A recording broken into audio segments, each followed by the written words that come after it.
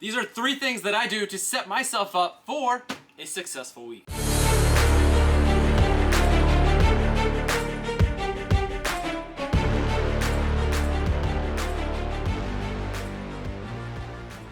Alright, shout out to all my teachers out here. I have embraced a planner. My wife was a teacher for a long time, and it has been a godsend. This thing is gold. Before this, I had like notepads. I had a notebook. I had sticky notes. I had stuff in my email.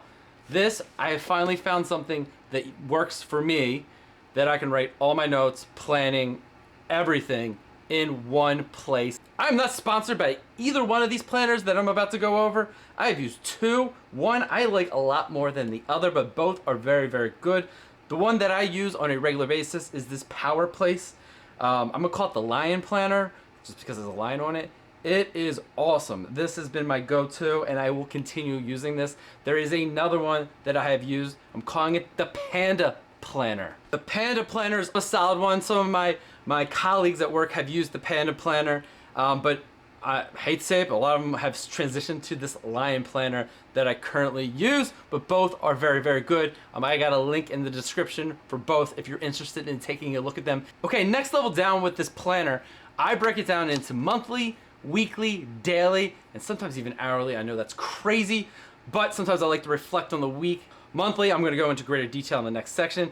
Weekly, there is a last week review section. There's also a top priority for the week section. And what I'm gonna do is anything from last week, that's my carryover from the prior week that did not get done, but still needs to get done. And then the next section is this weekly plan. I do Monday through Sunday for my planner. The nice thing with this is flexible. You can write in what works for you. If you want the traditional Sunday through Saturday, that's great. Now, Sunday night, I'm not filling this out all the way. Usually Monday or Tuesday, I'll fill in top 3 if I know them. But as the week goes on, I'm going to put my top 3 priorities for each day. And then I'm going to dive into the daily section. I'm going to go through my entire week where I'm going to block off any meetings, any calls, any places I need to be to make sure I'm not double dipping in obligations. From there, I'm gonna put my top 3 priorities for each day, and I'm just gonna use that as my guide for the week. So the next thing I do is I look at the calendar, and you know what? Calendars. Because I got my Outlook calendar, I got my Gmail calendar, I got our home calendar. Now, I know a lot of people like to have like a piece of technology that tracks all this thing. Now, for me, I like writing it down. There's something about writing something down that just triggers and it puts it in my long-term memory. So what I do is I'll look at my Outlook calendar for the week, for the month, and I will put it in my planner. So I have one source that has all that information. Also with the calendar, I'm going to be looking at critical deadlines that are coming up. Since I'm a CPA and I work in an accounting department, I want to know the tax deadlines. Do I have an upcoming tax deadline? Do I have a quarterly meeting that's coming up? Do I have financials that are due to a bank by a certain date? These are dates I want to put in my planner.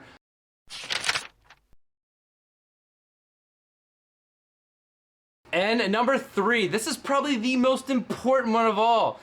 You need to talk to your spouse and figure out what your obligations, whether they're social, family, kids related. Talk to your significant other, and with your planner or whatever you have, figure out the key dates. Do you have school obligations that are coming up? Do you have sports, doctor's appointments, etc.? There's a lot of life appointments that go along with the work appointments that you have. Because if you do not talk to your spouse about those dates and you two are not on the same page, I can guarantee you that week is going to be a lot rougher than you expected. I hope one of these tips was helpful and makes you more effective with planning. If you have more suggestions on how to plan for the week, I definitely want to hear them. Throw them in the comments section below, and hope you have a good rest of the day. Take care. Goodbye.